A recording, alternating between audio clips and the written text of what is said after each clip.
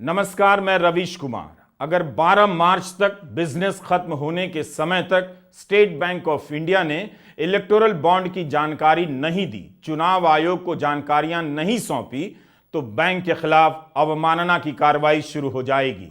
इतनी सख्त चेतावनी आज स्टेट बैंक ऑफ इंडिया को सुप्रीम कोर्ट से मिली है। स्टेट बैंक ऑफ इंडिया की अपील की याचिका सुप्रीम कोर्ट ने रद्द कर दी। एक आखिरी दांव कि किसी तरह चंदे के धंधे में शामिल लोगों के नाम छिपा लिए जाएं, उन कंपनियों के नाम, उन शेल कंपनियों के नाम छिपा लिए जाएं, वो अब हाथ से निकल चुका है। कोशिश बहुत की गई कि उन कंपनियों के नाम सामने नहीं आए, उद्योगपतियों का चेहरा सामने नहीं आए, किसी तरह लोकसभा का चुनाव तक टल जाए। उसके बाद 400 सीटों की बहुमत के अहंकार में किसे क्या फर्क पड़ता है कि चंदा किसने दिया, चंदे का धंधा किसने किया। यह वो फैसला है जिसने 160 अरब के घोटाले से जुड़े लोगों से पर्दा उतार दिया है। बस नाम और चेहरा सामने आना बाकी है। कहां तो स्टेट बैंक ऑफ इंडिया 136 दिन का समय मांग रहा था, उसे मिला 3 हफ्ते का समय। लेकिन अब सुप्रीम कोर्ट ने कहा कि 1 दिन में सारी जानकारी देनी होगी। स्टेट बैंक ऑफ इंडिया के पास अब 12 मार्च के शाम 5 बजे या अधिक से अधिक देर शाम तक का समय है। इस वीडियो को आप पूरा देखिए और ध्यान से। रील्स देखने की आदत ने इस देश की संस्थाओं का रील्स बना दिया है, इसलिए पूरा देखने का धीरज विकसित कीजिए। यह चेयरमैन दिनेश कुमार खरा हैं, जिन्हें शायद स्टेट बैंक ऑफ इंडिया के इतिहास में पहली बार सेवा विस्तार मिला। इससे पहले प्रबंध निदेशक के पद पर 2 साल का सेवा विस्तार मिला था। उन्होंने भारत के सबसे बड़े बैंक के साथ क्या किया? चीफ जस्टिस ने पूछ दिया कि एसबीआई की याचिका पर असिस्टेंट जनरल मैनेजर का नाम क्यों है, जबकि यह एक गंभीर मामला है। इसके जवाब में वकील हरीश साल्वे ने कहा कि ऐसा इसलिए है क्योंकि यह काम उन्हीं का है। कहां तो चेयरमैन को आदेश के आते ही नेतृत्व संभालना चाहिए था, सबको लगाकर जानकारी जुटाने में लग जाना चाहिए था। यही वो शख्स हैं जो भारत के लोकतंत्र के भविष्य से जुड़ी सबसे बड़ी जानकारी के लिए 136 दिन मांग रहा था। यही वो शख्स है जो 2.25 लाख से अधिक कर्मचारियों के स्टेट बैंक को तैयार नहीं कर सका कि लगो सब, सर्वोच्च न्यायालय का फैसला है, 21 दिनों में ही पूरा करेंगे। इस शख्स ने अपने नेतृत्व का प्रदर्शन नहीं किया, इसे लीड करना चाहिए था। जैसे नोटबंदी का फैसला आते ही सारे बैंक नतमस्तक होकर चुपचाप जुट गए एक ऐसा फैसला लागू करने के लिए जिसका आधार आज तक किसी को ठीक से नहीं पता। दिनेश कुमार खरा ने भारतीय जनमानस में स्टेट बैंक ऑफ इंडिया की प्रतिष्ठा मिट्टी में मिला दी। इसका नाम ठीक से इतिहास में दर्ज होना चाहिए। इस मामले में chief justice DY Chandrachud, justice Sanjiv Khanna, justice BR Gavai, justice JB Pardiwala और जस्टिस मनोज मिश्रा की बेंच सुनवाई कर रही थी। ऐतिहासिक फैसला देने वाली इस बेंच के सभी जजों का नाम भी याद रखा जाना चाहिए। उन्होंने स्टेट बैंक ऑफ इंडिया के चेयरमैन को बोला है कि तुम इसका एफिडेविट फाइल करो कि तुमने ये अब आज का आदेश कंप्लाई किया कि नहीं किया। अभी हम कंटेम्प्ट एक्शन नहीं ले रहे हैं, लेकिन अगर बाद में भी नॉन कंप्लायंस हुआ तो हमको शायद लेना पड़ेगा। तो बहुत अच्छा और बहुत कड़क फैसला जो कि पिछला जो मेन जजमेंट था उसी के तहत आज कोर्ट ने दिया। So this judgment I think will go a long way in providing transparency for the political funding that is being done and the stopping the process of legalizing political corruption which the BJP government had sought to legalize through these electoral bonds. So our contempt petition has not been considered now.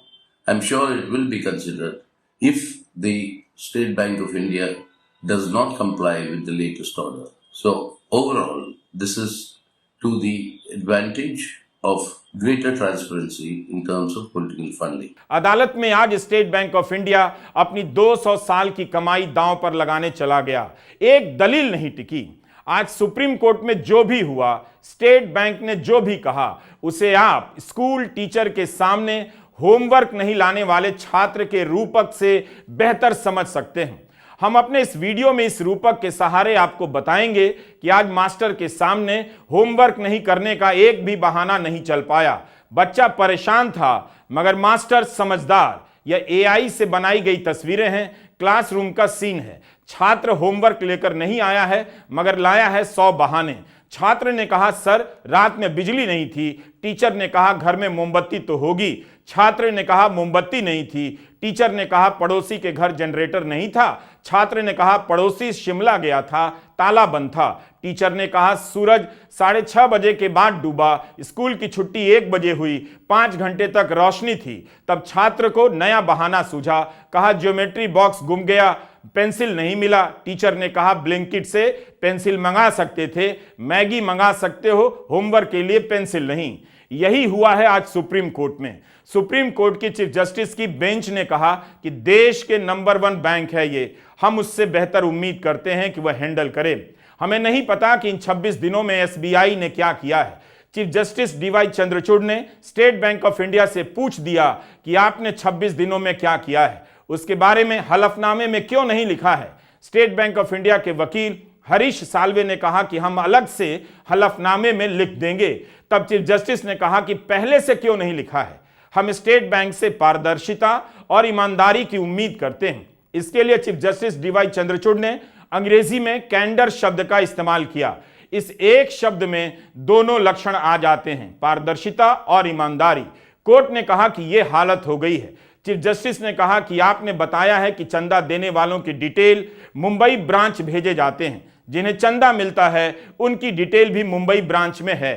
हमने तो वैसे भी नहीं कहा कि match कराने की जरूरत है, हम केवल जानकारी चाहते हैं, तो आपको आदेश का पालन करना पड़ेगा। चीफ जस्टिस ने कह दिया कि एसबीआई ने अपने फ्रीक्वेंटली आस्क्ड क्वेश्चन यानी वेबसाइट पर सवालों के जो तुरंत जवाब होते हैं उसमें कहा है कि बॉन्ड की हर खरीद के साथ अलग से केवाईसी होगी। अगर केवाईसी होगी तो आपको मालूम है किसने बॉन्ड खरीदा। मतलब इस तरह से स्टेट बैंक ऑफ इंडिया ने अपनी साख गंवा दी, अपनी नाक कटा ली। भारत के स्कूलों में रोज यही होता है जो आज सुप्रीम कोर्ट में हुआ। झूठ बोलने वाला छात्र हमेशा सीना फुलाए स्कूल आता है। बच्चे का सीना 56 इंच का तो नहीं होता मगर सीना सीना होता है, गाल गाल होता है। एक और रूपक है जिसका इस्तेमाल करना चाहता हूं।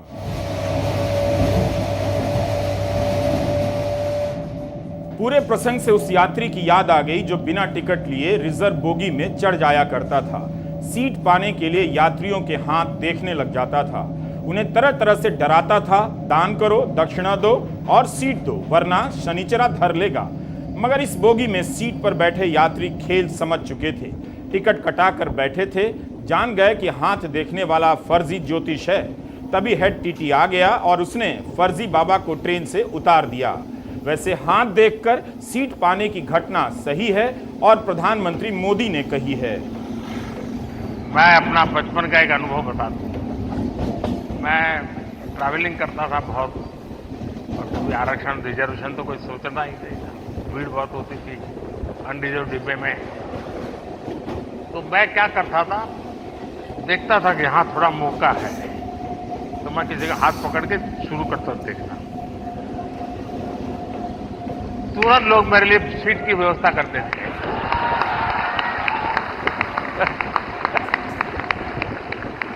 आइए बैठिए।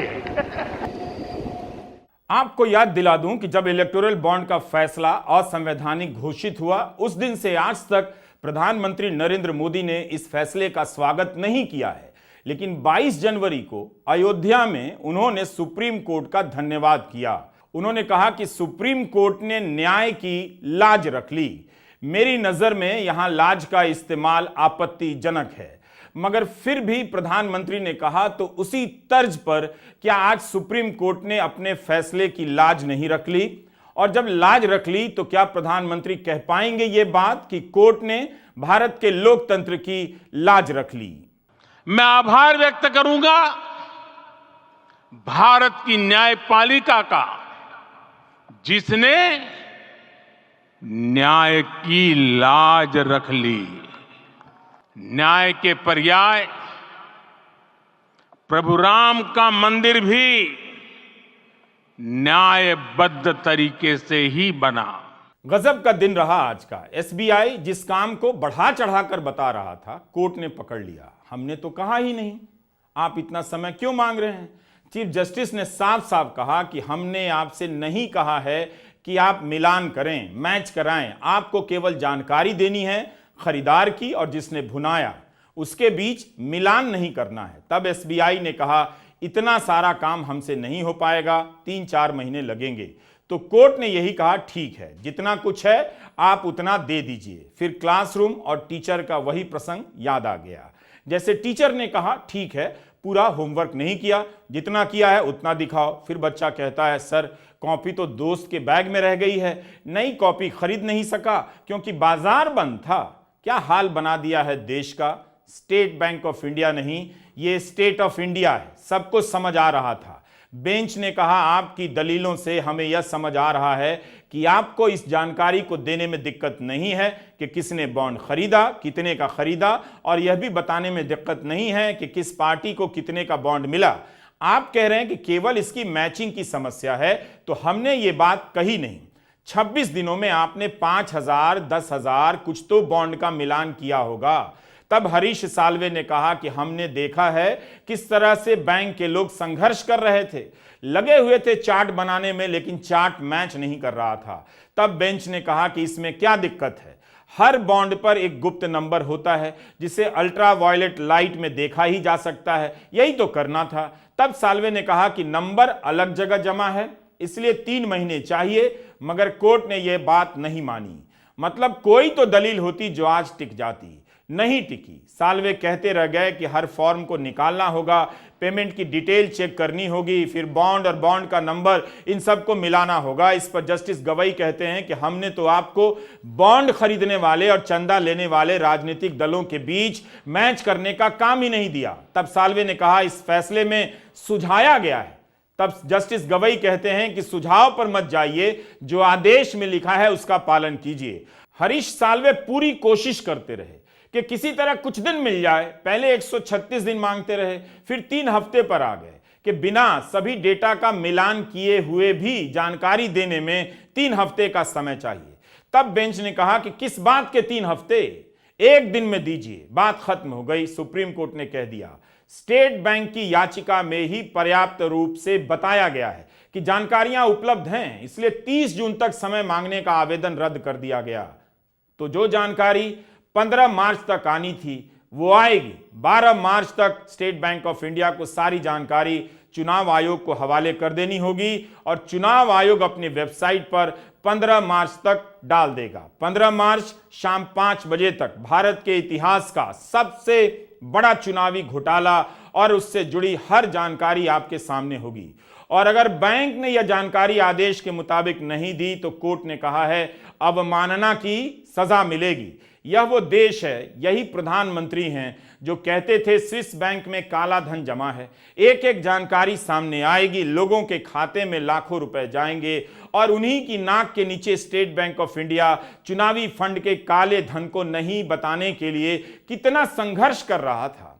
एक मत है कि जो भी जानकारी आएगी उससे फ्रॉड का पता चलेगा, कंपनियों का भी और हो सकता है कागजी कंपनियों का भी, के पैसा देने के लिए फर्जी कंपनियां बनाई गई, यह भी सामने आ सकता है।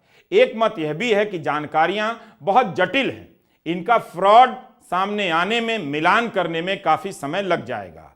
स्टेट बैंक ऑफ इंडिया जो भी सूचनाएं देगा वो पत्रकारिता के लिए सबसे बड़ी चुनौती होने जा रही है। भारत की सड़ चुकी गोदी मीडिया की पत्रकारिता इस चुनौती को कभी स्वीकार नहीं करेगी। Reporters collective, news minute, scroll और द वायर के चंद पत्रकार कम संसाधनों में भी इसकी रिपोर्टिंग करेंगे ही, मगर उनकी खबरों को भी देश की जनता तक पहुंचने नहीं दिया जाएगा। एडीआर, कॉमन कॉज ने इस याचिका पर कितना काम किया, उनकी वजह से आज यह संभव हुआ। सीपीएम ने भी याचिका दायर की और कांग्रेस की नेता जया ठाकुर ने भी। आरटीआई कार्यकर्ता लोकेश बत्रा का नाम तो स्वर्ण अक्षरों में लिखा जाना चाहिए। असली भारत रत्न लोकेश बत्रा ही हैं। कपिल सिब्बल, प्रशांत भूषण, शादान फरासत, निजाम पाशा, विजय हंसारिया जैसे वकीलों ने बहस की, इनका नाम भी लिया जाना चाहिए। इन सभी की वजह से भारत के लोकतंत्र का काला सच सामने आया है। मगर उससे बताने वाला मीडिया पर्दे के पीछे छिप रहा है। जो काम स्टेट बैंक नहीं कर सका वह काम गोदी मीडिया अब कर देगा। इस पूरे मामले पर चुप हो जाएगा। चैनलों पर फर्जी सर्वे के जरिए 400 सीटों की जीत का कवरेज बढ़ा दिया जाएगा ताकि जनता भूल जाए कि इलेक्टोरल बॉन्ड को लेकर क्या हुआ था, क्या जानकारी आनी थी, जो आनी थी वो नहीं आई।